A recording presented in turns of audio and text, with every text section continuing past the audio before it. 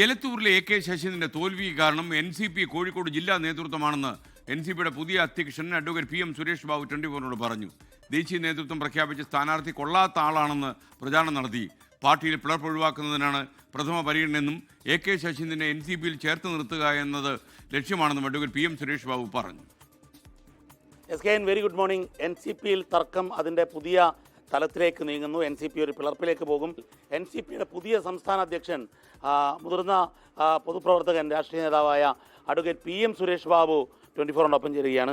ഈ 20-ാം തീയതി ഒരു പുതിയ പാർട്ടി പ്രഖ്യാപിക്കാൻ പോകുന്നു. തോമസ് കെ തോമസിന്റെ നേതൃത്വത്തിൽ AK ശശീന്ദ്രന്റെ പിന്തുണയുണ്ട്. ശ്രീ ശശീന്ദ്രൻ ഒരിക്കൽ പോലും മാറി നിൽക്കപ്പെടേണ്ടുന്ന ആളല്ല, മാറ്റി നിർത്തേണ്ടുന്ന ആളുമല്ല.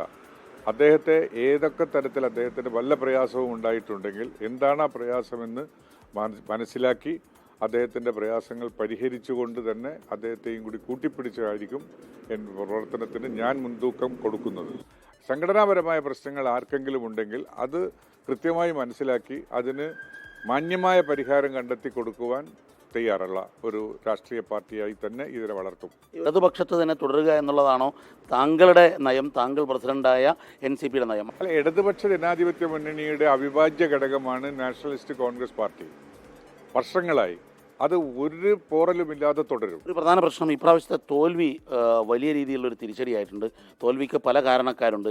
തോൽവി കൃത്യമായ ആഴത്തിൽ പരിശോധിച്ച് ഒരു തിരുത്തൽ നടപടി, പ്രത്യേകിച്ചും ഈ എലത്തൂരിൻ്റെ കാര്യത്തിലൊക്കെ പ്രതിഷേധം പാർട്ടിക്കകത്തുണ്ടാവുകയും അതൊരു സംഘർഷത്തിലേക്ക് പോകുന്ന സാഹചര്യമൊക്കെ ഉണ്ടായിട്ടുണ്ട്. ഒരു പരിശോധനയും നടപടിയും വേണ്ടതല്ലേ? എലത്തൂരിലെ തോൽവിക്ക് ഈ പാർട്ടിയുടെ കോഴിക്കോട് ജില്ലയിലെ പ്രവർത്തകന്മാരും നേതാക്കന്മാരും ഒരു ഘടകമായിരുന്നു.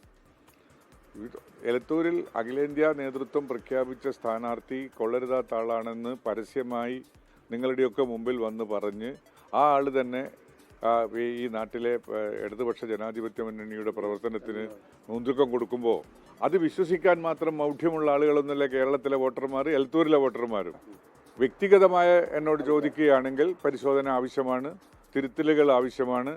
ഇത്തരം പ്രവണതകൾ ഒരു പാർട്ടിക്ക് വളർത്തിക്കൊണ്ടുവരാൻ യുക്തിസഹമായ കാര്യവുമല്ല.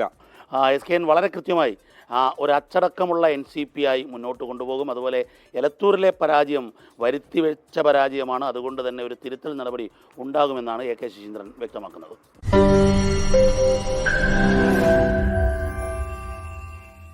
ലോകത്തെവിടെയായാലും ഏത് സമയത്തും 24 വാർത്തകളും ഓഗ്മെന്റഡ് റിയാലിറ്റി പാക്കേജുകളും എക്സ്പ്ലെയിനറുകളും വിശദമായി കാണാൻ ഞങ്ങളുടെ YouTube ചാനൽ നിങ്ങൾക്ക് സബ്സ്ക്രൈബ് ചെയ്യാം.